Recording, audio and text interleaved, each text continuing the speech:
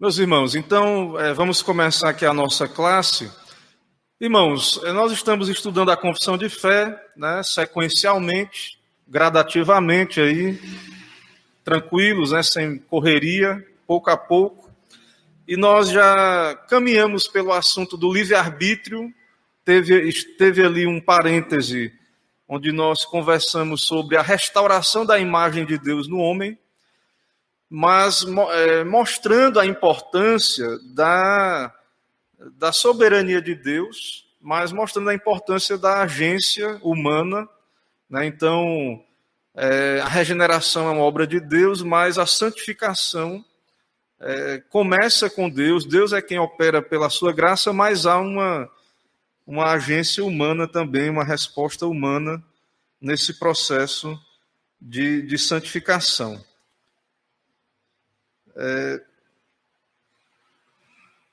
Então, deixa eu só abrir aqui, eu acho que eu fiquei sem internet aqui nesse tablet, eu esqueci de baixar a aula em casa, mas eu tenho aqui no celular. Deixa eu ver aqui. Então, nós vamos entrar hoje numa nova sessão, novo capítulo, na verdade, da nossa confissão de fé. É o capítulo que trata da vocação eficaz. Certo? Nós vamos conversar sobre a vocação eficaz.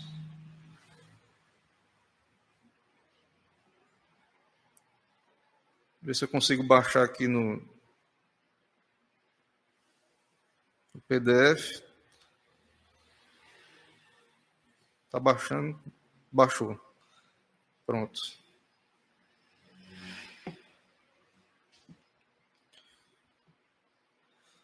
Vamos orar então? Vamos orar antes de iniciarmos aqui a nossa lição. Oremos. Senhor, nós te bendizemos, te adoramos por mais um dia teu, por esse momento devocional também que já tivemos aqui, louvando o teu nome, também orando a ti, aqui a comunhão, ó Pai, que temos uns com os outros, por essa igreja local onde a tua palavra tem sido anunciada pela tua graça. E abençoa, Pai, esse momento de aprendizado, nos conduz, nos ilumina, nos dá a Tua graça para que possamos entender o Teu chamado para as nossas vidas, a vocação do Senhor, e que o Senhor confirme em nosso coração o Teu propósito a cada dia, também a vocação desta igreja para pregar o Teu Evangelho, e que o Senhor use essa igreja para alcançar vidas para a glória do nome do Senhor. É o que pedimos, oramos, agradecemos, em nome de Jesus. Amém. Irmãos, então, começando aqui a exposição, nós vamos seguir aí, usando aqui nossos slides, tem aí o material que os irmãos já conhecem, que eu vou passar rapidamente. Esse versículo base aí eu não mudei, acabou que ficou da aula passada, então já mudou. Nós vamos ver vários versículos aqui dessa sessão, do capítulo 10, sessão 1. Então, nós estamos no capítulo 10 da Confissão de Fé. Nós vamos continuar usando o material aí do pastor Paulo Anglada também, Imago Dei. E então, vou ler aqui o capítulo da Confissão e depois veremos os versículos e caminharemos então na exposição do assunto. Então, existe um capítulo que começamos hoje que fala da vocação eficaz. O que é vocação? Né? O chamado. Né? Então, Deus nos chama. Então, essa palavra vocação, se você não tem costume com ela, de ouvir, é o chamado de Deus. Né? Tem várias músicas aí, eu tenho um chamado. As pessoas dizem, né, qual é o seu chamado? Né? Então, Deus chama, né? Deus fala. Deus chama as pessoas. Todo dia Deus está lhe chamando. É porque a gente às vezes não ouve, né? E como é que é esse chamado? Né? Como é que acontece esse chamado na vida do crente? Então nós vamos estudar um pouco sobre isso.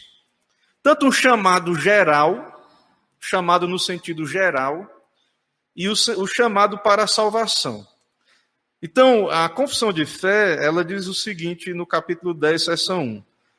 Todos aqueles que Deus predestinou para a vida, e só estes é servido no tempo por ele determinado e aceito, chamar eficazmente pela sua palavra e pelo seu Espírito, tirando-os daquele estado de pecado e morte em que estão por natureza e transportando para a graça e salvação em Jesus Cristo. Isso ele faz iluminando espiritualmente o entendimento deles, a fim de que compreendam as coisas de Deus para a salvação, tirando-lhes o coração de pedra, dando-lhes o coração de carne, renovando as suas vontades e determinando-as pela sua onipotência para aquilo que é bom, atraindo-os eficazmente para a Jesus Cristo, mas de maneira que eles vão muito livremente, sendo para isso dispostos pela sua graça. O chamado aqui, que a Confissão de Fé está falando, é o chamado para a salvação. É o chamado do Evangelho. Mas nós não vamos ver só esse, não. Mas esse aqui é o chamado para a salvação. Veja que a Confissão começa conectando esse chamado à predestinação. Predestinação. O que acontece? Nós, reformados, em geral, Calvino, né, o pessoal da Reforma lá, mas o nosso ala é calvinista. Tem uma acusação muito grave, né, de que a Reforma e Calvino era, porque pregava a predestinação, era contrária a missões.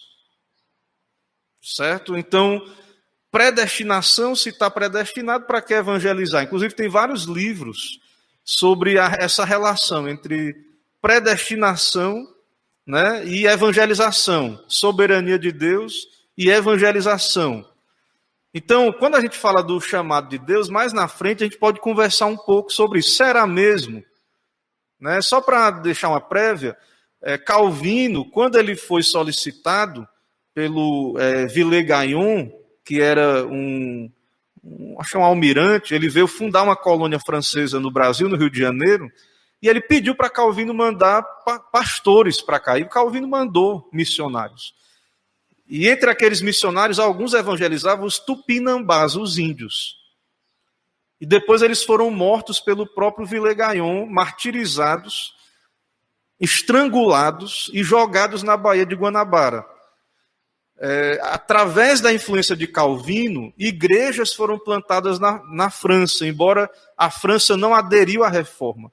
E a reforma inglesa, vários protestantes perseguidos na Inglaterra iam para Genebra, como da Inglaterra, né, muitos que depois voltavam e ajudaram lá na reforma, né, muitos puritanos ingleses, e John Knox, que era escocês, foi discípulo de Calvino. E aí ele não conseguiu, a princípio, implantar a reforma na Escócia, ele foi perseguido, ele fugiu para Genebra, aprendeu, voltou. Então, há uma influência ali de Genebra, da reforma, na plantação de igrejas, em missões.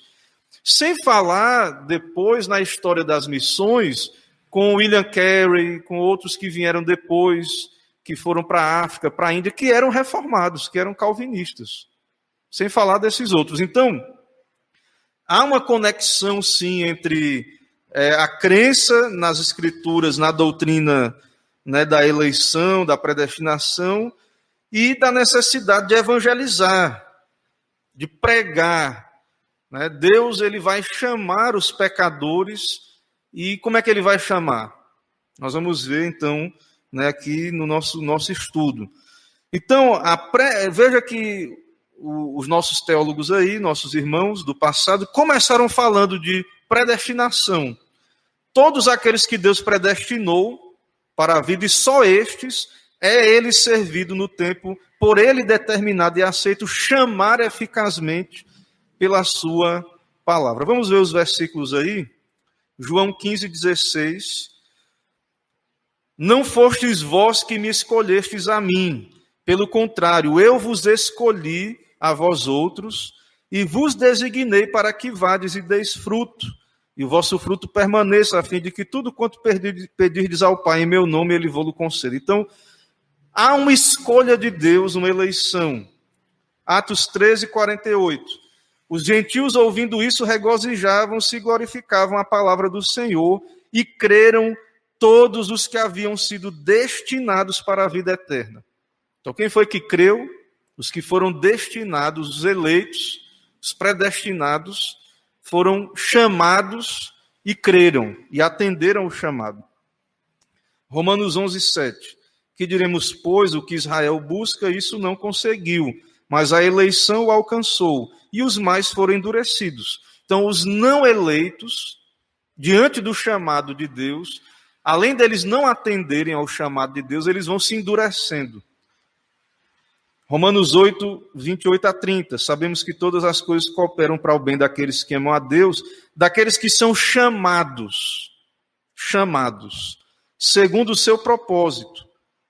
Porque os que de antemão conheceu, também predestinou para serem conformes à imagem de seu Filho, a fim de que ele seja o primogênito entre muitos irmãos.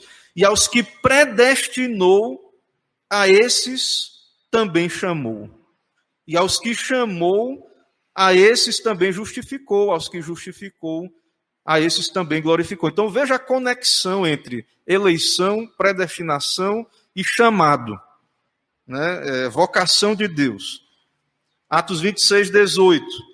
Para lhes abrires os olhos e os converteres das trevas para a luz e da potestade de Satanás para Deus, a fim de que receba a remissão dos pecados e herança entre os que são santificados pela fé em mim.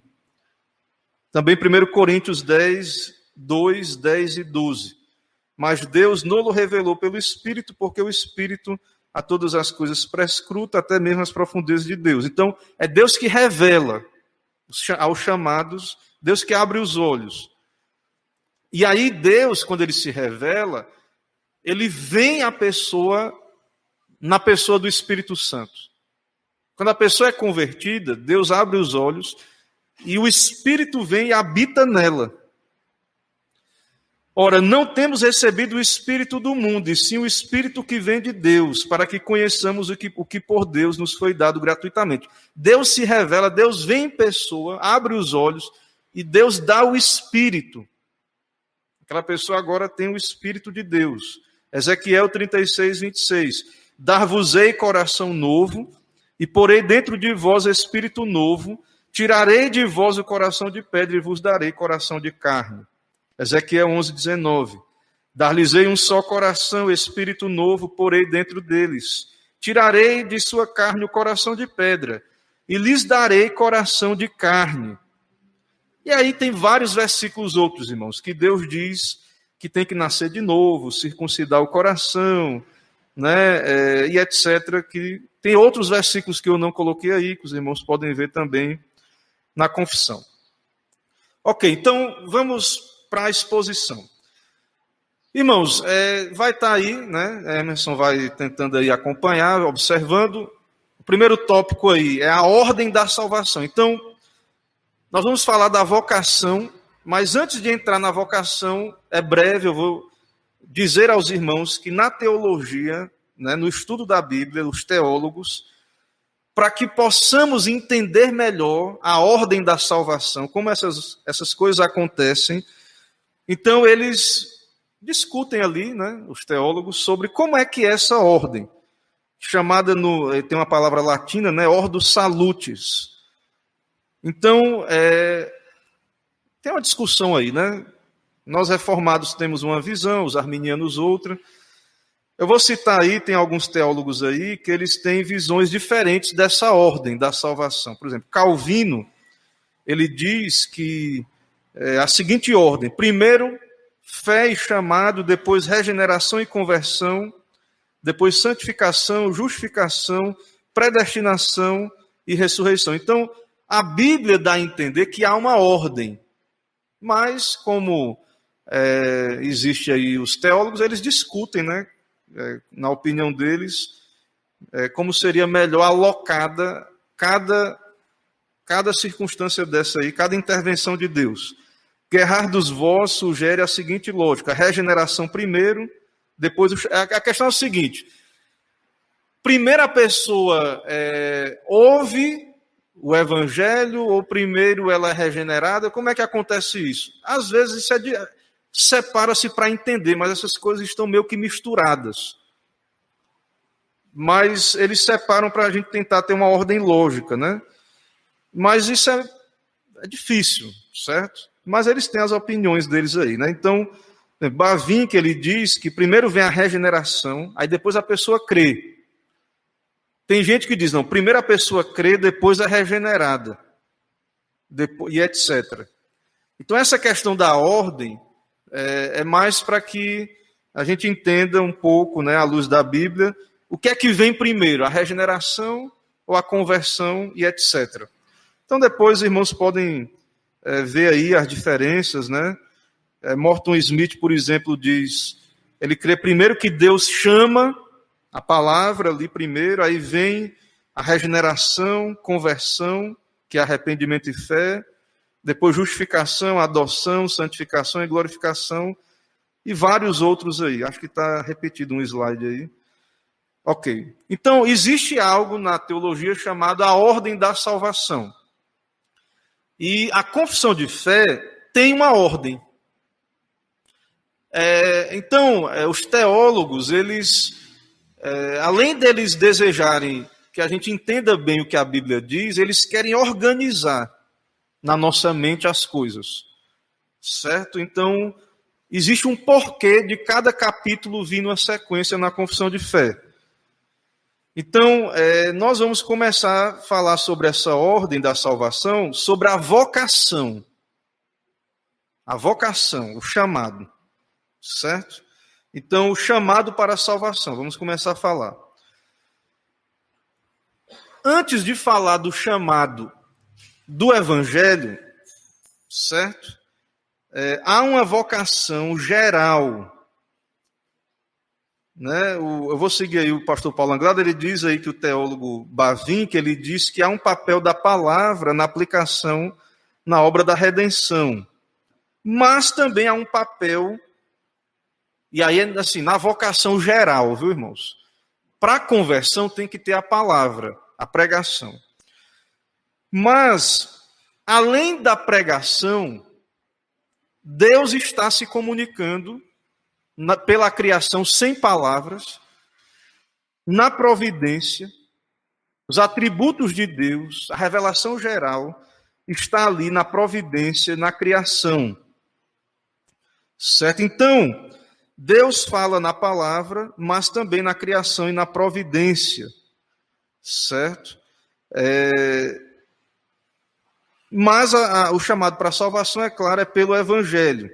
Mas a teologia reformada reconhece dois aspectos do chamado. Uma vocação geral, externa, e uma vocação interna. E além dessa vocação geral e essa vocação interna, Deus está falando pela criação, pela providência, certo? Então é isso que nós vamos ver aqui. A ideia é o que em Mateus 22:13 diz: muitos são os chamados, mas poucos os escolhidos. Então, há um chamado de Deus amplo, geral.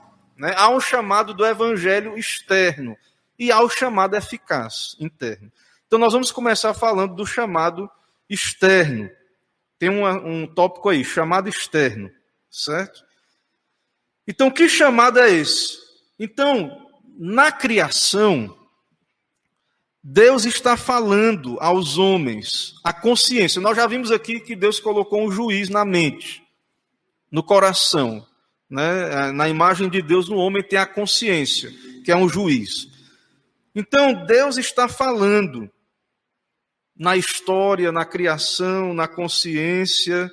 Né? Deus ordena as coisas, Ele envia coisas boas, o sol, a chuva, o frio, o calor, há uma ordenação, né, um ordenamento aí das coisas, certo? Então, o homem, mesmo o homem que não é cristão, né, ele tem a imagem de Deus e ele ouve, através dessas coisas da criação, um chamado, que não é suficiente para a conversão.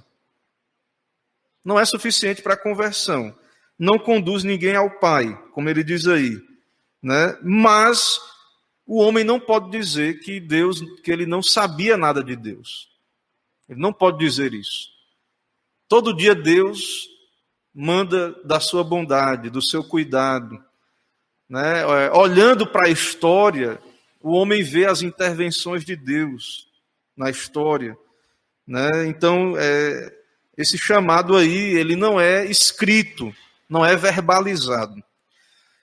E há um chamado externo para a salvação, ele é verbalizado, que é quando o evangelho chega ao ouvido da pessoa. Consiste na apresentação e oferta da salvação aos pecadores, com uma exortação para que eles aceitem a Cristo. Então, além desse chamado geral, que todos os dias Deus revela a sua bondade, o seu cuidado, sua providência ao homem, Deus está enviando o evangelho. Então, por exemplo, aqui no nosso país, houve um tempo que não havia evangelho aqui sendo pregado, não havia Bíblia. Mas hoje, as pessoas estão aí e elas têm acesso à Bíblia, à pregação, né? Nós estamos aqui, e de certo modo público, tem a evangelização também, né? Tem as influências, né? A literatura cristã, tem hoje as redes sociais, tem os treinamentos, tem o próprio evangelismo mesmo, o discipulado também. Então, por vários meios, essa vocação externa, ela chega às pessoas.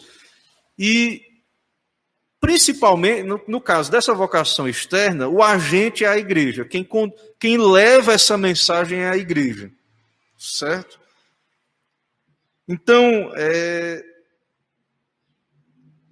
a igreja é detentora da palavra, da escritura, né? Ela é guardiã dos oráculos de Deus, da palavra de Deus, e a igreja é aquela que vai expor, explicar a escritura, a igreja fiel, que prega fielmente a palavra, e a igreja vai explicar a história da redenção, né? Com base em tudo que está na Bíblia, a igreja vai dizer, Deus enviou o Salvador, o Messias, se arrependa e creia. Ele nos envia também como igreja. Com base na autoridade da Bíblia, Deus hoje está chamando os pecadores ao arrependimento e à fé, ou seja, ao seu reino. Deus hoje há uma felicidade eterna, há um reino, há um céu, há um inferno também. E o pecador tem a chance, a oportunidade, a graça.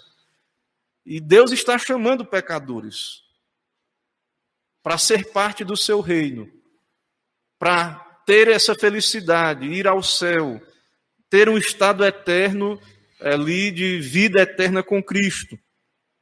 E a igreja, então, ela vai ser o instrumento de Deus para pregar esse evangelho, né, a toda criatura, tem lá a grande comissão.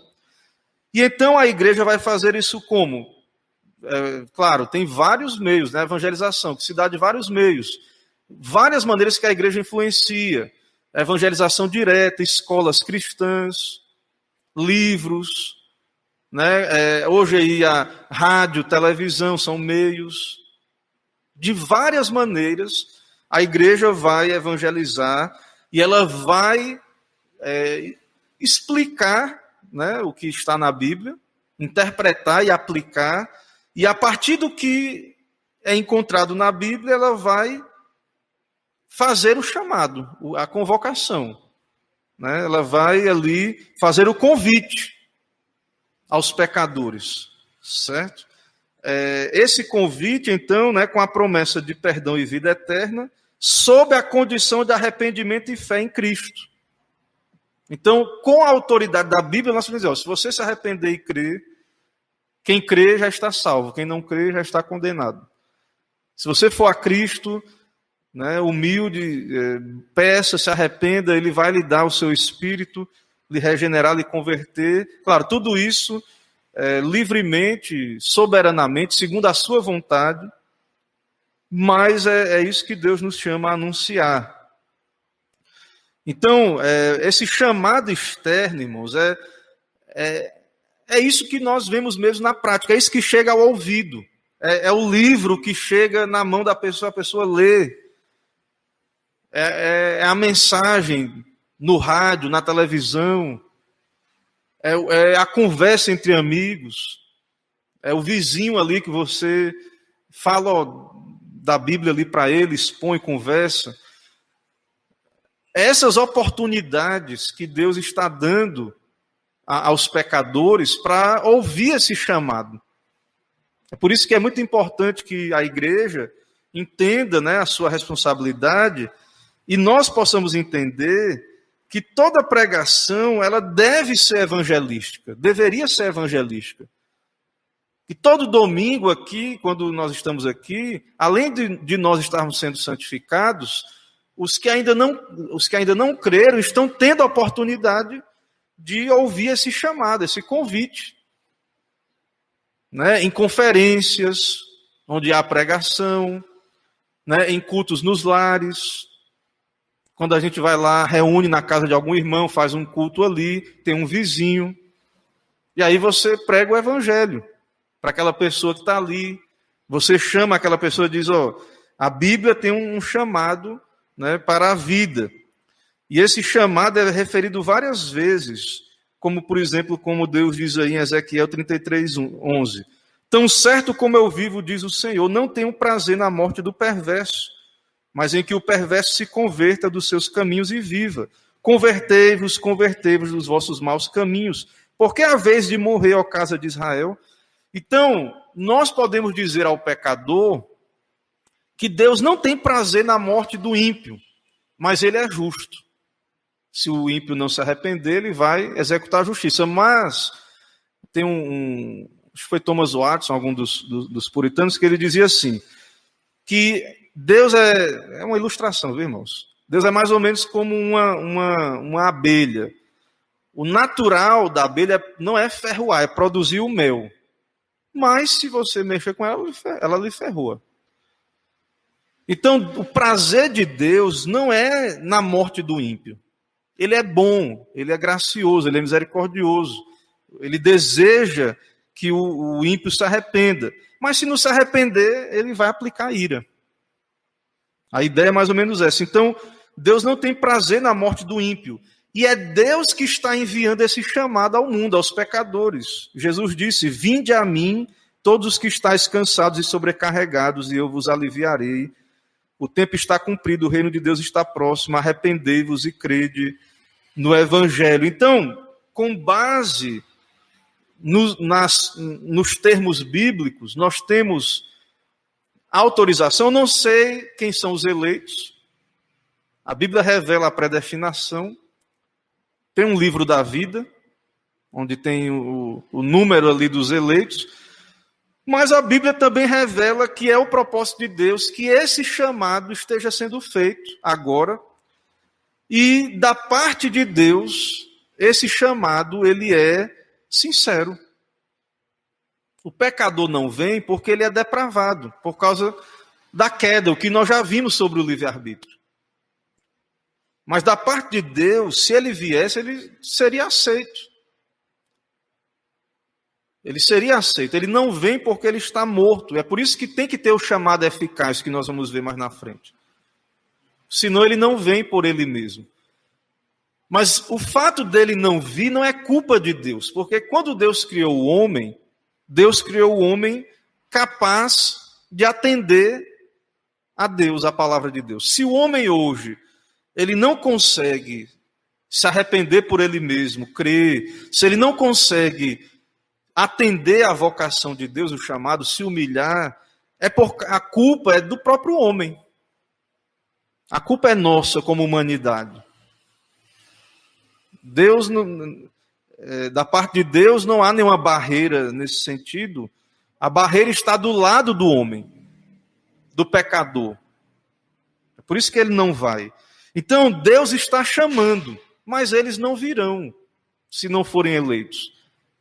E nós entendemos, então, à luz das Escrituras, que como já discorremos, né, o problema está lá na queda, né, está lá na depravação, no pecado original, na questão da perca do livre-arbítrio, né, naquele sentido lá que nós já conversamos, certo? Então, há um chamado, né, externo, há um chamado geral, mas sem palavras, na criação, na providência, e há um chamado externo. Né? O pastor Paulo Anglada, ele diz aí, algumas características desse chamado, ele diz o seguinte: esse chamado é universal, né? A característica dele é a universalidade, a sinceridade e a condicionalidade. Então, por que é universal esse chamado? Ide por todo o mundo e pregar o evangelho a toda criatura. Então, não é para uma categoria de pessoas esse chamado. Rico, pobre, né, gente de toda raça, cor, né, gênero. Então, esse chamado é universal. Brasileiro, americano, né, qualquer nação, chinês, japonês, todos. O chamado é universal. Todos são pecadores, todos precisam, todos carecem, né, da graça de Deus. Então, esse chamado é universal, certo? Isso aí que nós devemos ter em mente. Então, nós devemos anunciar o evangelho a toda criatura, a todos. Não ficar né, fazendo... Não, meu chamado é para pregar para os surfistas.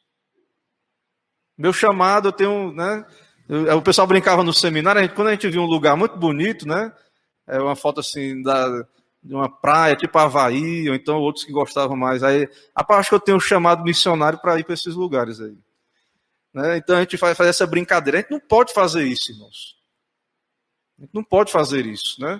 Deus chama, Deus envia. Deus tem um propósito.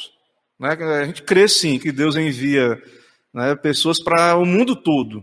Né? Nós cremos nesse propósito de Deus. Só que a gente tem que ter cuidado, né, para a gente não criar uma segregação. Porque a vocação de Deus, ela é universal. Então, a gente às vezes faz segregação como assim? Não, o pessoal que estuda missões vai dizer, não, Paulo só pregava em grandes cidades.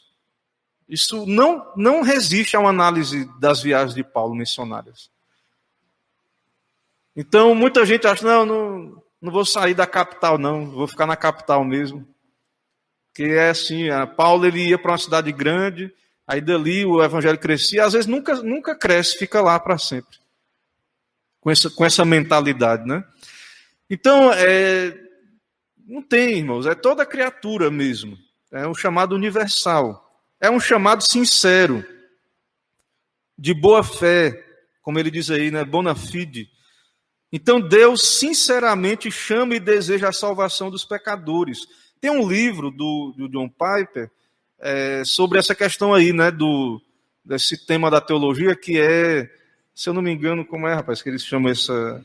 É o chamado sincero, que o pessoal diz assim, que a gente que crê na eleição nega que o chamado de Deus... Como é que se Deus está chamando, mandou pregar toda criatura se tem os eleitos? Será que Deus quer mesmo que a gente pregue para toda criatura? Né? Ou nesse sentido, né? Que todos sejam salvos, né? Mas não tem os eleitos, mas o chamado de Deus, irmãos, o chamado do Senhor, ele de fato, ele é para toda criatura. Agora, é claro que como há a eleição, eles não vêm, mas não há em Deus nada. É tipo assim, se eles viessem, eles seriam acolhidos. Mas como nós vamos ver mais na frente no chamado eficaz, né? Como Deus escolheu um grupo, é esses que virão. Mas quando nós pregamos a alguém, porque a gente não sabe quem é eleito e não eleito. Então, a gente não sabe, mas digamos que a gente pudesse saber que uma pessoa é um não eleito. A gente não tem como saber, né? Mas, enfim, você tem que pregar igual para todos. É a mesma boa vontade. É o mesmo chamado. O mesmo chamado de Deus. Né? E, em certo sentido, Sim, né? Deus está chamando ali os pecadores. Isso é um ponto polêmico, depois a gente pode até estudar sobre essa questão aí, né? Mais detalhadamente. Mas esse chamado também é condicional, porque depende do arrependimento e da fé. E aí os cânones de Dort, um documento reformado, diz aí, né? Descreve assim, essas características do chamado. Todos quantos são chamados pelo Evangelho são sinceramente chamados. Então você pode evangelizar um pecador dizendo, você não sabe, você vê aquela pessoa mais ímpia do mundo, que você acha, que você olha assim, até acha assim, isso aí não tem jeito não. Você vai para o inferno. Você faz até um julgamento carnal, né, temerário. Não, irmãos, você pode evangelizar aquela pessoa e dizer, Cristo morreu por pecadores. Você não pode dizer quem são, né? Porque cremos na eleição. Mas você pode dizer, Cristo morreu por pecadores, como eu e como você. E tão certo como vive o Senhor, se você se arrepender e crer, você vai ser salvo. E se você está ouvindo esse chamado, há uma boa evidência de que você está ouvindo o chamado externo, de uma boa chance até mesmo, né? De você estar entre o número dos eleitos. Mas a sua preocupação, a princípio, não é essa, se arrependa e creia. Para que você encontre a vida, a felicidade. Porque Cristo é o caminho. Então você pode evangelizar, sinceramente, aquela pessoa e desejar ganhá-la para o arrependimento. Mesmo que você não saiba se vai dar fruto ou não aquela evangelização, aquela semente. Porque depende de Deus dar o crescimento, né? Fazer brotar ali a semente. Então, Deus declara com muita veemência e verdade em sua palavra o que lhe é aceitável. Isso é, que todos os que são chamados devem obedecer ao convite. A ideia do apelo, né? Do convite. E aí tem essa questão polêmica, né? O pessoal, muita gente cai no hipercalvinismo. Não é o calvinismo, é o hipercalvinismo. Não, só tem que pregar para os eleitos. Não, irmãos. Pregar para toda criatura. Certo? Todos precisam ouvir. Todo pecador precisa ouvir o chamado. E Deus está prometendo vida aos que vierem. Podemos pregar assim: Deus amou o mundo de tal maneira que deu seu Filho unigênito, para que todo aquele que nele crê não pereça. A questão é, você é um desses que crê? A fé é um dom de Deus. A fé é uma graça. Então, para que você possa ter essa certeza, você precisa receber a fé salvadora, a fé que é dom de Deus, a fé que é obra do Espírito. Então, você precisa se humilhar e ir a Cristo, segundo o que a Bíblia diz, né? Como devemos fazer isso. Então, ele diz aí, né? Não é falta do Evangelho, nem de Cristo oferecido nele, nem de Deus, que aqueles que são chamados pelo ministério da palavra se recusem a vir e a ser convertidos. A falta reside neles próprios. Então, veja, é um documento da reforma. É um documento da reforma. E a própria confissão de fé nos disse lá que Deus não força ninguém a vir. Nós vamos ver no chamado eficaz que ele regenera, ele muda as disposições. Mas quando a pessoa vem, ela não vem forçada. E se eles não vêm porque eles não querem. Você pega uma pessoa que se converteu de verdade, que é um crente. Foi Deus que operou. Mas ele veio porque ele quis. Deus operou regenerando, tirando o coração de pedra, colocando um coração de carne. Dando um novo coração, mas finalmente essa pessoa vem porque ela quer. E o que não vem se endurece porque quer. Também, em certo sentido. Ele ouve a mesma palavra, a mesma semente que caiu na beira do caminho, a mesma semente que caiu no solo rochoso, que caiu entre espinhos, é a mesma semente que caiu no bom solo, na parábola do semeador. Então o problema não está na semente, está no solo. O solo é o nosso coração. Então a mesma evangelização que Deus usa para converter um, outro não vem, fica endurecido. Mas a falta não está em Deus. A falta não está em Deus, nem no Evangelho. Por que o Evangelho dá pouco fruto, né? A pergunta que a gente tem que ver é, será que estamos pregando o Evangelho mesmo? E outra coisa é que existe uma ação, que nós vamos ver, o chamado eficácia, que é Deus quem opera essas coisas. Mas nosso papel é pregar a todos o mais claro possível. Então, ele diz aí, antes de irmos para o chamado interno, ele diz aí no último slide aí do chamado externo, ele diz, os propósitos da vocação externa. Então, qual é o propósito dessa vocação, se ela não salva? O propósito é manifestar a soberania de Deus sobre os pecadores. Deus é soberano. A inabilidade dos pecadores para o arrependimento e a fé, né, não diminui o direito de Deus exigir deles a obediência à sua vontade. Então, o fato do pecador não poder obedecer, Deus tem autoridade para ordenar eles. Se arrependa, creia. Né? Eles não têm habilidade, mas a culpa não é de Deus.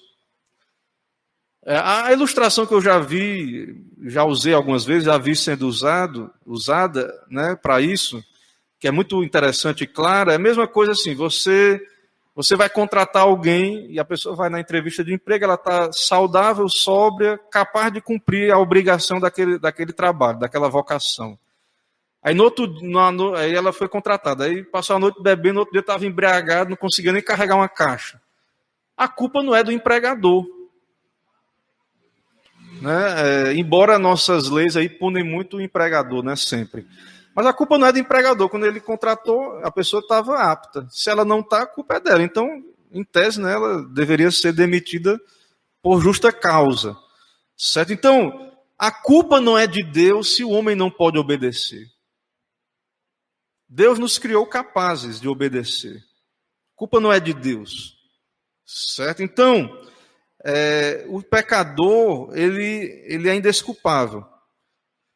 Então, Deus exige dos pecadores arrependimento e fé, certo? Também o propósito dessa vocação é converter os eleitos de todas as nações através da obra missionária, revelar a santidade e a bondade de Deus, dissuadir os pecadores do pecado e adverti-los acerca da condenação eterna, acentuar a justiça de Deus, tornando os não eleitos indesculpáveis. Então, nós devemos pregar e Deus vai cumprir propósitos. Não apenas nos convertidos, também nos não convertidos, né, a soberania de Deus, várias coisas aí vão estar acontecendo. Então, o papel nosso não é ser claro, né, pregar, é cumprir a evangelização, né, a obra missionária, é levar o evangelho claramente. Então, a fé bíblica, a fé reformada, ela entende assim a evangelização. Então, essa acusação, que reformados, né, não evangelizam, isso não resiste a uma análise histórica. Talvez poderíamos fazer mais missões ou evangelizar mais? Sim, podemos fazer. Mas também, muitas vezes, isso é dito de nós porque as pessoas não entendem o que é missões, né, ou evangelização. Então, muitas vezes, as pessoas querem fazer missões e confundem muito com fazer obra social, embora também você pode juntar as coisas, mas, biblicamente falando, missões é você levar o evangelho. Então, quando esse pessoal vinha lá para evangelizar, por exemplo, os índios, os missionários, eles tentavam explicar mesmo, fazer com aquelas pessoas, ou seja, a conversão fosse fruto das pessoas entenderem o evangelho. Esse é o papel da igreja. Né? E aí levar, claro, também a prática, né? A prática dessa piedade também para aquelas pessoas, porém, é importante entendermos isso. Né? Então, Não há oposição entre soberania de Deus e a tarefa da evangelização, a tarefa missionária. Então, essas pessoas que estão aí fora, aqui em Alagoinhas, elas precisam ouvir. E nós precisamos levar a elas o evangelho. Claro que, graças a Deus, nós não somos a única igreja que prega o evangelho. Então, há uma força-tarefa de igrejas pregando esse evangelho, e nós vamos ter as nossas portas que Deus vai nos dar, abrir para nós. Né? E pessoas vão ouvir o evangelho também através de nós. Mas é importante que elas ouçam claramente esse chamado para o evangelho. Com relação à vocação externa, irmãos, eu vou entrar aqui no segundo ponto aí maior, que é o chamado interno, mas até aqui, tranquilo, sobre essa vocação externa, é ouvir mesmo, ainda não é a questão da obra do Espírito. Então, quando você evangeliza, mesmo que a pessoa não se converteu, mas ela ouviu, Deus está chamando ela. Então, todos os dias, Deus está chamando as pessoas. É o pai e a mãe que puxa a orelha do filho, vai ler a Bíblia. É a Bíblia que está ali, disponível. É as igrejas que estão trabalhando, os missionários, os crentes no seu lugar de trabalho. Né? Deus está usando essas coisas. A gente nem sabe quantas pessoas elas estão no nosso raio de influência, estão de olho no que a gente está fazendo. Então, todo domingo, seus vizinhos sabem, todo domingo eles vão para a igreja, todo domingo. Né? Eles fazem, às vezes ouvem lá o culto doméstico. Né? Às vezes você tem a oportunidade de conversar com ali, ou o colega de trabalho. Né? Então, através dessas coisas, Deus está chamando as pessoas. São vários meios, né? E tem o evangelismo tradicional também, né? De porta em porta, né? Um livro, uma literatura, um folheto. Tem o evangelismo também, uma Bíblia, distribuição de Bíblias. Tudo isso são meios que Deus está chamando as pessoas, certo? Quando nós vivemos uma vida piedosa, uma vida religiosa, que está... Não, estou vivendo não só por aqui, para agora... pelo nosso exemplo, nós estamos dizendo às pessoas, a vida não é só aqui. Eu quero chegar lá no alvo, no céu. Então as pessoas, isso é uma carta viva. As pessoas estão vendo que existe um grupo de pessoas que não vive só para aqui e para agora. Existe um grupo de pessoas que dizem que tem um céu, um lugar de paz, onde não há mais pecado, um lugar que, para ir para lá, tem que ter Jesus, tem que atender ao chamado de Deus, às promessas. E as pessoas estão vendo isso. Né? Porém, é claro, há uma banalização tão grande do Evangelho, que as pessoas desprezam muitas vezes isso. Mas não nega que está aí. Está aí, o chamado está aí, a vocação está aí. Não sei como foi o seu, mas numa certa idade, meu pai chamava, vamos para a igreja. Né? Ou então, lê a Bíblia. Rapaz, conheça a Bíblia, já leu, nunca leu, leia. Amorosamente. Você fala para o ímpio, você conversa com ele, evangeliza. Aí você diz, não acredite em mim não, eu estou lhe dizendo. Mas veja você mesmo. Quer uma Bíblia? Está aqui a Bíblia. O que a Bíblia diz não é bem isso, é isso. O pessoal fala assim, mas veja esse versículo. Então, através destas coisas, Deus está chamando. É aquela conversa, né? No salão, né? No cabeleireiro. Deus está usando também essas coisas para chamar as pessoas. Certo? Aquela conversa na fila. Essas coisas, a gente tem que lembrar disso para a gente, né, como igreja, orar a Deus e aproveitar as portas, as oportunidades. Porque às vezes a gente acha assim, a igreja não evangeliza, mas às vezes Deus coloca várias oportunidades, portas de evangelização para nós e a gente não aproveita. Agora não, ficou mais difícil com a pandemia, né? Mas a gente sabe, por exemplo, se você fizer um culto na sua casa e chamar os vizinhos, tem gente que sabe que os vizinhos vão, outros a gente sabe que não vão. Aí você pode pegar uma Bíblia dessa aí e doar. Tem aí, ó, a gente pediu agora 500 biblinhas, mini bíblias. Está ali à disposição dos irmãos. 500 mini bíblias, é um livrinho com vários versículos dentro. Tem a marca da igreja lá. Então você pode chegar para o seu colega de trabalho, é um livrinho de bolsa ali, aí entrega para ele. Olha, lá da igreja, isso aí são versículos, a palavra de Deus, se você meditar, entendeu? E falar, e se apresentar ali como alguém cristão que pode conversar sobre esses assuntos com as pessoas, né? Ali com aquelas pessoas. Então, por meio de várias circunstâncias que às vezes a gente nem percebe, Deus está chamando as pessoas. Deus está chamando, Deus está usando essas coisas para chamar as pessoas para Cristo. E aí agora então temos o chamado interno. Então esse chamado interno, em adição a essa oferta externa, né, da salvação, juntamente com essa exortação, esse chamado para que elas aceitem a Cristo pela fé, a fim de obter o perdão, né, também aí a obra do Espírito Santo em convencer do pecado, da miséria, iluminar, né, a nossa mente, renovar a nossa vontade, persuadindo a abraçá-lo como nosso Salvador.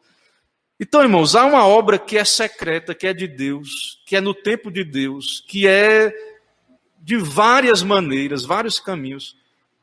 Eu vou fazer um módulo agora, né, sobre missões reformadas, né? Aí tem um livro que foi passado para ler, do David Brainerd, que era contemporâneo de Jonathan Edwards. Aí nesse livro, é o diário dele. Ele não escreveu para ser publicado, era um diário pessoal dele. E aí ele descreve a conversão dele. Ele nasceu, ele era neto de pastor, e ele era um jovem zeloso, mas ele era cheio de justiça própria. E o Espírito Santo foi mostrando para ele, ele fazia os deveres religiosos, ele ia à igreja, ele tinha oração secreta, ele lia a Bíblia, mas ele confiava nessas coisas, que era salvo por causa disso, por causa de obras. E aí tem lá o testemunho dele, né? Depois ele vira um missionário entre os índios. E aí Deus foi levando ele a essa reflexão, né, pessoal sobre a questão da sua salvação. E aí ele narra, ele era de família cristã, né, desde os 8 anos, mas aí depois ele parava de pensar nessas coisas. Aí aos 13 ele narra lá. Aí teve um momento que ele experimentou, né, essa graça na sua vida. Então esse chamado interno tem várias maneiras, às vezes você nem sabe que Deus está incomodando, o Espírito está... Essa pessoa que você está evangelizando, às vezes você acha que nem deu em nada aquilo. Você fala lá, dá uma Bíblia, fala de Jesus para ela, aí você acha que não está perdendo meu tempo. Estou só gastando saliva com aquela pessoa. Mas, irmãos, a gente tem só que fazer a nossa função, porque isso é o tempo de Deus, isso é secreto. Então, às vezes, aquele filho de crente que cresceu na igreja, tem um tempo do Senhor, o chamado interno. Aí Deus começa a mostrar para aquela pessoa que ela está perdida por natureza.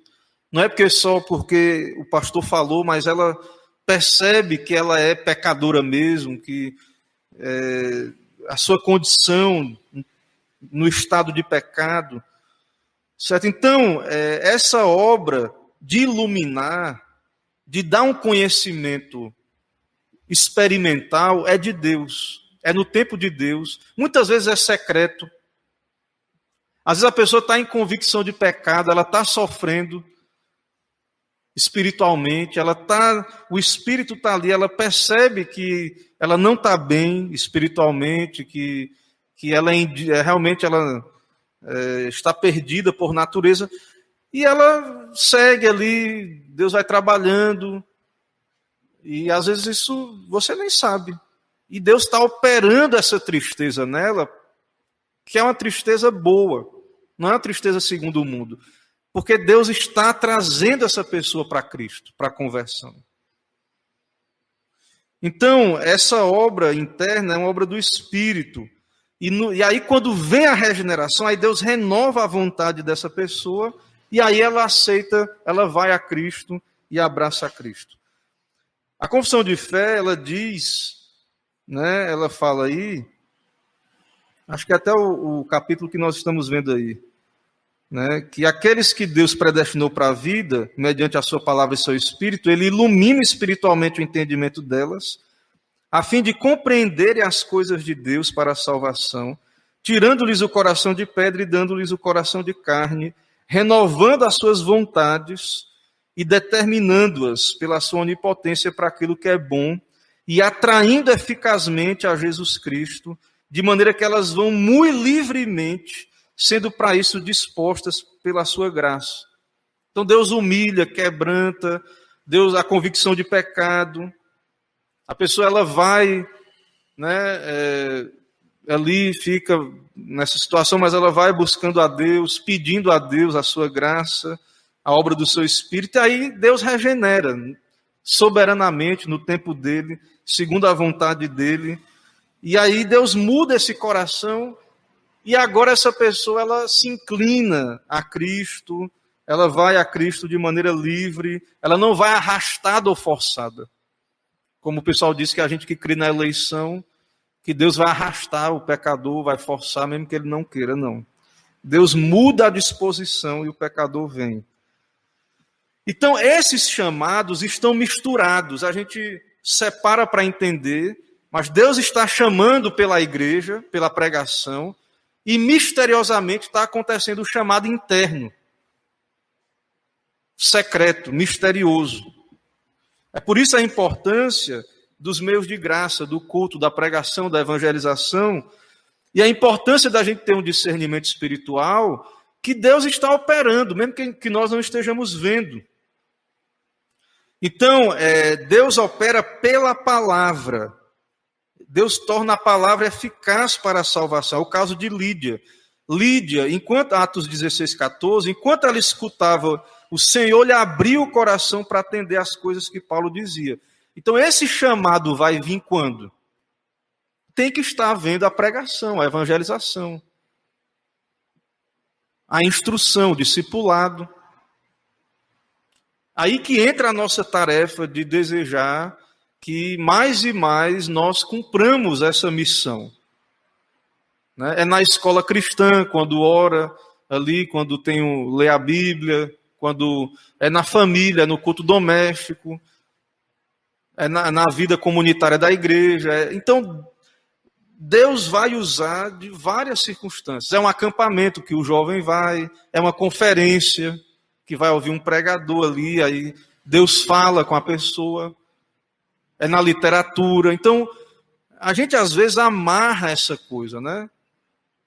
Como é que a gente ganha uma alma? Claro que nosso papel é evangelizar, nossa parte é falar, mas a gente às vezes amarra muito essas coisas. E principalmente esse chamado é de Deus, Deus é que abre o coração. Esse chamado também está ligado à regeneração, como o Smith sugere, acho que é Morton Smith.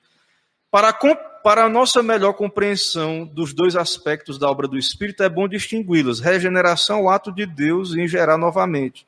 Ela ocorre no subconsciente. Ele independe de qualquer atitude do homem. Então, a regeneração é Deus que opera, o homem não pode fazer nada. O chamado, por outro lado, é dirigido à consciência. A regeneração é uma atividade de Deus. O chamado é uma persuasão moral. Então, pastor, missionário, pai, mãe, não regenera ninguém, filho. Mas você chama. É você que chama, vamos para a igreja. É você que diz, leia a Bíblia, faça o seu devocional. Entende? Então, a soberania de Deus, os decretos de Deus, não anula essa agência da igreja. essa ação do homem, essa vocação externa. Então, uma coisa não anula a outra, certo? Mas é Deus quem regenera, mas o chamado é nosso, né? No sentido da evangelização. Deus nos deu esse chamado. Então, claro que Deus também chama Ele mesmo, quando a pessoa está lendo a Bíblia, Ele pode chamar, mas, em geral, é um chamado que Deus usa à igreja. Então, veja agora algumas características desse chamado. É um chamado pela palavra, aplicado pelo Espírito Santo. Ele é indispensável, irresistível e eficaz. É operado pela persuasão moral e espiritual, pela ação do Espírito. Então, a palavra e o Espírito estão operando juntos. O Espírito vai operar soberanamente como ele quer, mas com a palavra. E aí existe sim uma persuasão moral. Então, nós não somos hipercalvinistas, nós somos calvinistas. Nós não negamos que devemos dizer, pela pregação, pela evangelização, se arrependa, creia. Ah, mas ele não pode.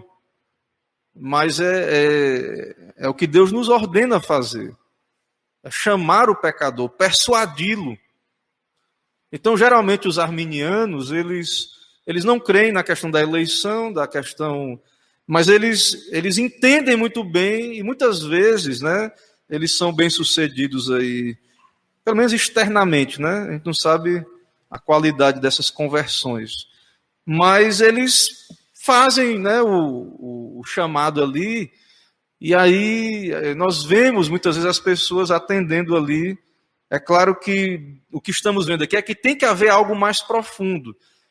E aí, para eles, o perigo dessa persuasão, né, sempre estão chamando, é que às vezes eles podem ignorar a parte interna. Né? Eles já consideram aquela pessoa crente, ela já veio na frente, mas existe essa obra, esse chamado interno. Que a pessoa vai a Cristo quando ela se converte de coração. Então, é importante o chamado externo e o interno, né? O puritano John Flavel enfatiza a necessidade do chamado interno. Toda a pregação do mundo jamais pode efetuar essa união com Cristo por ela mesma, a não ser que um sobrenatural e enorme poder acompanhe com vistas a esse fim e propósito. Então, não importa, né? Se o próprio Jesus pregar, a pessoa não virá. Então, é necessário o chamado interno. Mas o Espírito e o chamado interno opera com a palavra, com a pregação. Então, as duas coisas são necessárias. Mas o que é determinante e definitivo, é claro, para a conversão, é Deus atrair o pecador. Mas Deus se agrada em usar, e Ele escolheu usar a pregação da palavra. Então, o chamado interno, ele tem os objetivos, né? Aí ele vai descrever vários objetivos aí, né? Deus nos chama à liberdade, à paz, à comunhão com Cristo, à santidade, à esperança. Tudo isso são versículos que falam dessa vocação de Deus para o crente, as bênçãos do Evangelho, né? Então, tudo isso aí. E por fim, antes de fazer mais alguns comentários e abrir para perguntas, ele diz aí na conclusão: uma vez que o chamado eficaz ocorre mediante o chamado externo pela palavra, e que a comunicação do Evangelho cabe à igreja, compete a nós comunicar o Evangelho por todos os meios adequados disponíveis. Então, muita gente vai dizer que os reformadores não falavam sobre missões, ou não criam em missões, mas eles, por todos os meios, eles promoveram o Evangelho. Literatura, né, treinamento. Né, as pessoas iam lá para Genebra e eram treinadas, voltavam, plantavam igrejas nos locais onde elas voltavam, depois de aprender sobre o Evangelho. Então, cabe à igreja comunicar. Nos cabe comunicar. E comunicar de modo fiel, bíblico, mostrar qual é a promessa de Deus para o pecador. Qual é o chamado? A que Cristo chama o pecador? A se humilhar, a se arrepender, a crer. O que é esse arrependimento? O que é essa fé? Então, o chamado externo por meio da palavra só se torna eficaz pela obra do Espírito no coração daqueles que são chamados externamente. Mas nós sabemos que só vai ser eficaz nos eleitos. Nos compete, então, orar, suplicar por essa operação do Espírito. Então, nós temos que orar pelos perdidos. E comunicar e orar. E comunicar também esse evangelho para os perdidos. Certo?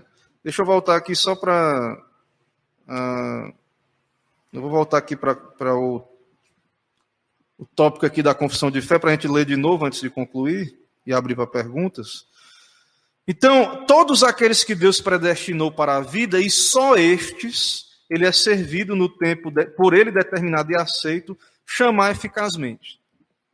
Então, o momento do chamado eficaz não está nas nossas mãos. Quando você tem um filho, é claro, é importante você comunicar o evangelho a ele, aproveitar a infância, né, as oportunidades, e orar para que Deus salve. E aí, você deve entender isso, né, a soberania de Deus, sobre essa questão da vocação, do chamado, que Deus tem um tempo. Pertence a Deus esse tempo. Né? E claro, se for um eleito também. Se for um eleito, né? Claro que como a gente não sabe quem é um eleito, nosso desejo é que nossos filhos se convertam, né? Sejam salvos. Então, o seu papel é orar e comunicar com clareza. Orar e comunicar. Né? Trazer para a igreja, dar estudo em casa, ler a Bíblia junto com seus filhos. Né? E assim também, nosso dever com a sociedade. Orar, devemos orar pela nossa cidade, pelos perdidos, e comunicar o evangelho a eles. Mas saber, irmãos, que tem uma obra misteriosa, um tempo de Deus. Né? Deus é quem vai fazer essa obra, transportando-os para a graça e salvação em Jesus Cristo. Ele faz isso iluminando o entendimento, a fim de que compreenda as coisas de Deus para a salvação, tirando-lhe o coração de pedra. Então, essas coisas não é o pastor que faz. Não é você quando está evangelizando. Essa verdadeira luz, as mentes, é Deus que opera, Deus que renova. Então, nós não sabemos o que é que Deus vai usar. Mas nós podemos orar para que Ele use, para que Ele faça. Então, orar pela pregação, orar pelos trabalhos da igreja, pelas palestras, pelo evangelismo, pelas portas que Deus abre para a igreja, né, comunicar o evangelho. Então, essa acusação de que nós não evangelizamos, né, ela não é honesta, ou pelo menos ela não entende que a evangelização é algo muito mais amplo, né, do que as pessoas em geral acreditam. Né? Então, claro que podemos sempre melhorar e devemos orar por isso, né? Devemos estar atentos, né? Mas o que nós vemos aqui, o que eu tenho visto, né, lendo sobre a questão das missões lá na Reforma, né, ainda não começou ainda, mas está começando lá o módulo, os estudos, é que eles faziam isso com muita seriedade. Então, não é só ganhar a pessoa para ser membro da minha igreja. Quando eles vinham aqui evangelizar o índio, eles queriam traduzir a Bíblia para a língua do índio, o catecismo. Eles queriam que os índios entendessem. Não é só, não, agora é da igreja reformada e pronto. Nós queremos que as pessoas escutem o chamado de Cristo e que esse chamado seja eficaz nos seus corações. E como fazer isso sem clareza, sem fidelidade, sem doutrina, sem conhecimento doutrinário? Como fazer isso? Né? Então, não há, irmãos, não deveria haver oposição entre doutrina e evangelismo, e evangelização. Não é para ver isso. Não, aquela igreja é boa de doutrina, ou aquela igreja evangeliza muito. Nós temos que ter boa doutrina, e com essa boa doutrina que Deus nos dá, comunicar ela. Agora, como comunicar se a gente não sabe, né, ou não tem o que comunicar? Então, o papel nosso como igreja é justamente esse, certo? E aí vai ter outras sessões aí que eu não vou tratar hoje, e abro para perguntas aí, se tiver algum comentário, perguntas, fiquem à vontade. Diga, irmã Gisele.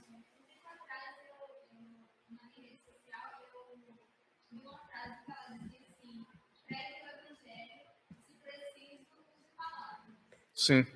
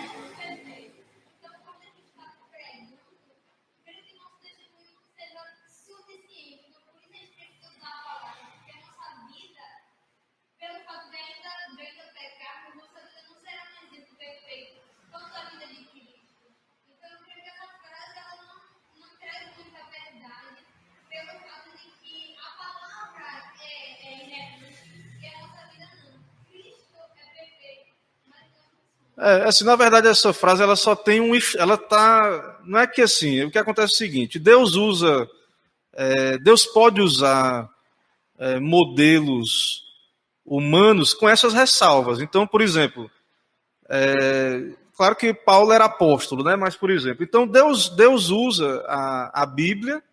Então, essa frase ela já tem um problema aí quando ela subestima, né, a questão da Escritura. Ela diz, tipo assim, se uma pessoa for muito santa mesmo, ela nem vai precisar da Bíblia para pregar, que ela vai pregar só com o exemplo dela, né? Então, essa frase ela é ruim nisso, né? Porque ela coloca a Escritura, né, o Evangelho em si, em segundo plano.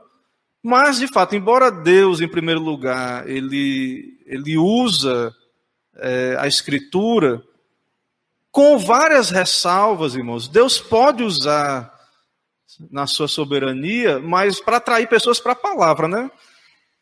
Exemplos de piedade, né?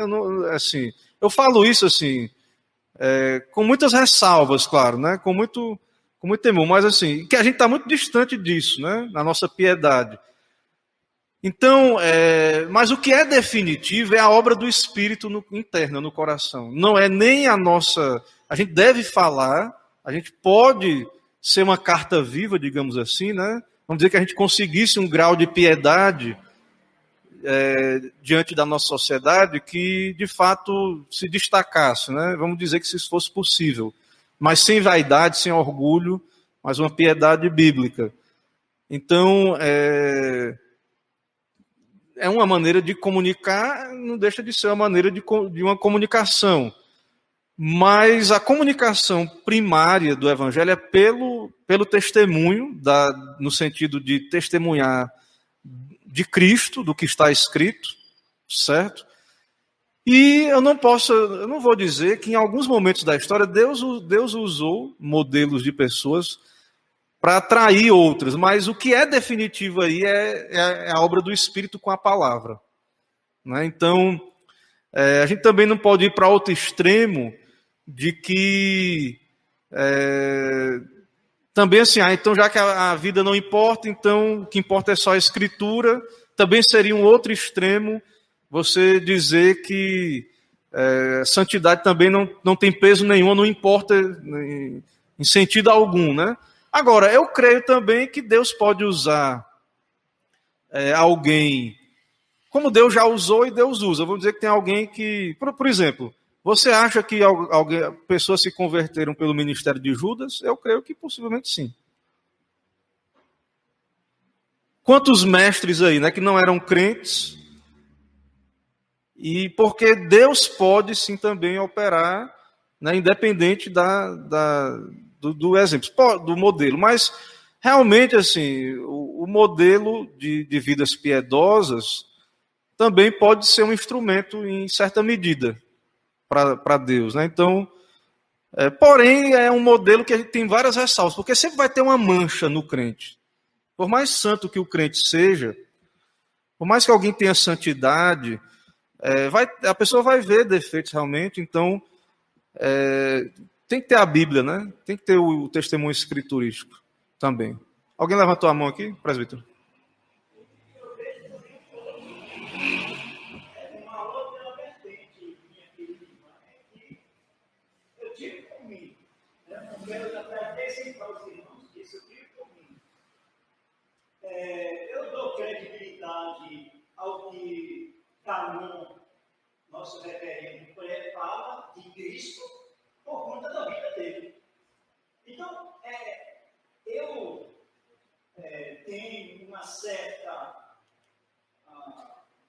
Eu aplico para minha família, a minha família me respeita por conta do meu testemunho. E quando eu estou falando a palavra de Deus para minha mãe, para meus irmãos, eles me ouvem com respeito e respeitam isso, né? Eu estou tendo até um feedback agora com essa reunião de oração. Eu tenho duas irmãs, aí o pastor falou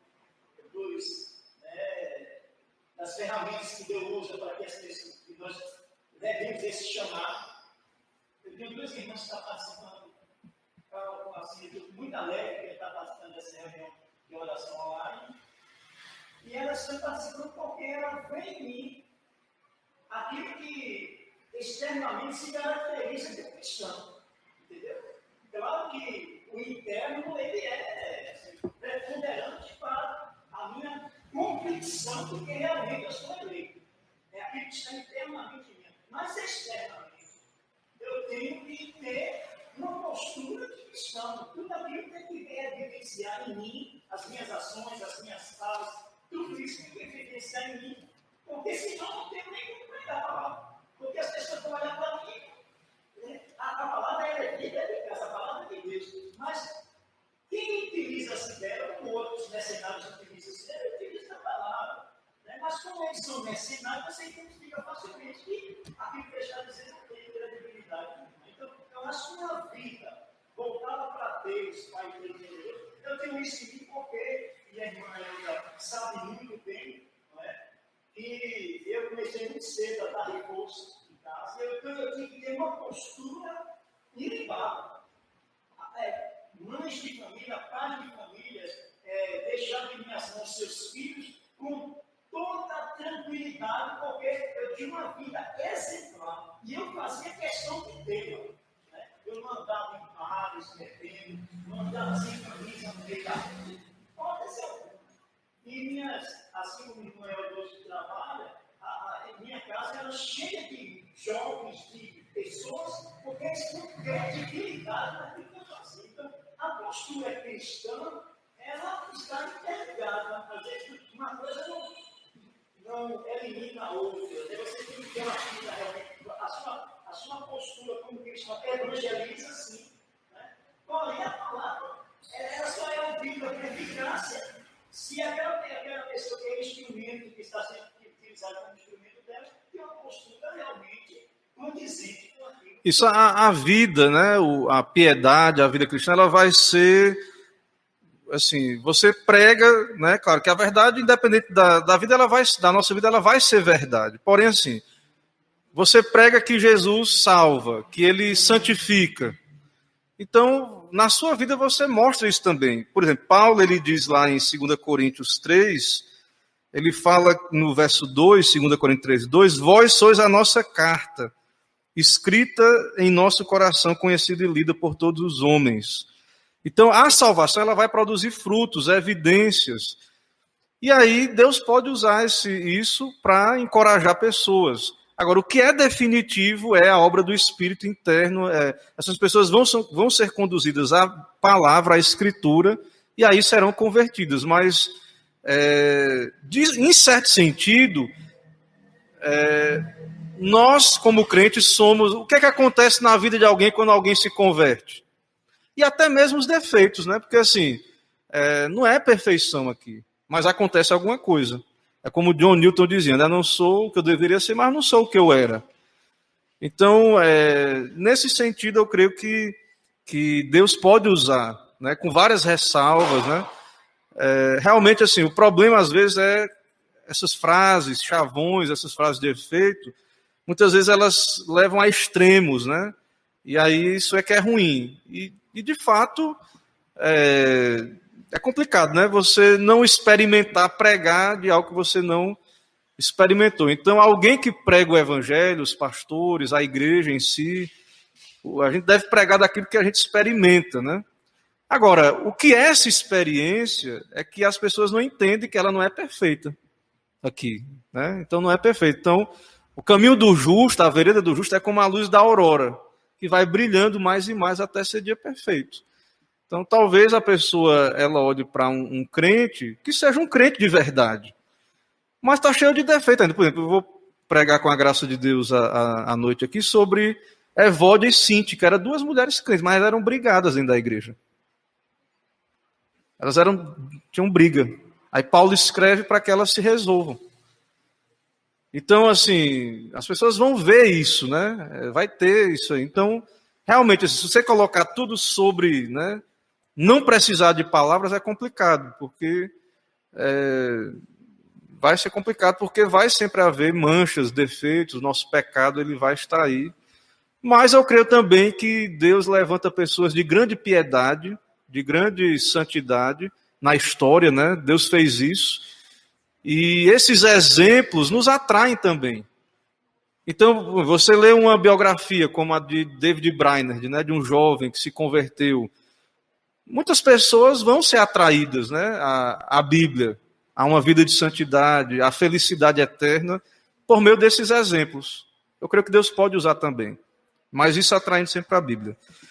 Ok, irmãos, vamos orar para concluir. Vamos orar ao Senhor.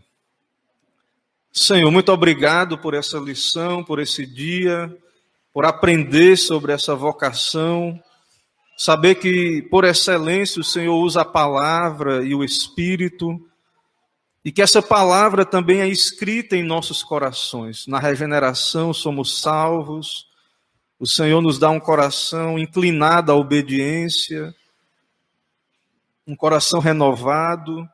Isso vai ter desdobramentos, ó Pai, na nossa vida, na família, na igreja, na submissão a Cristo.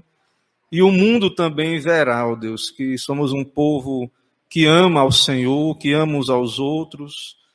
Ó Deus, que possamos crescer, tanto no conhecimento como na graça, e que o Senhor use, ó Pai, tanto a comunicação do Evangelho como o testemunho sadio, para atrair pessoas à Tua palavra, e que o Espírito do Senhor opere segundo o Teu querer.